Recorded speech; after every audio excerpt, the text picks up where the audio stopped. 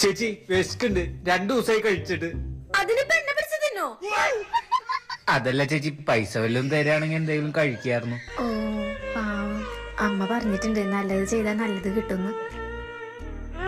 ദാ 500 രൂപ. 500 എനിക്കാണോ? 500 നിനക്കല്ല.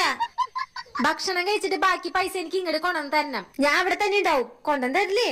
ആ ശരി ചേച്ചി, ഞാൻ കഴിച്ചിട്ട് ഇപ്പൊ തന്നെ കൊണ്ടുവന്ന് തരാം. 500 കാര്യം വിശക്കുണ്ടെങ്കിലും കഴിക്കാൻ നിക്കണ്ട. എന്റെയിലുള്ള ഈ 300 കൊടുത്തിട്ട് 500 വെക്കാം. ഞാൻ കഴിച്ചോ ഇല്ലെന്ന് എങ്ങനെയായാലും അറിയാൻ പോണൊന്നുമില്ലല്ലോ. ദാ ചേച്ചി ബാക്കി 300.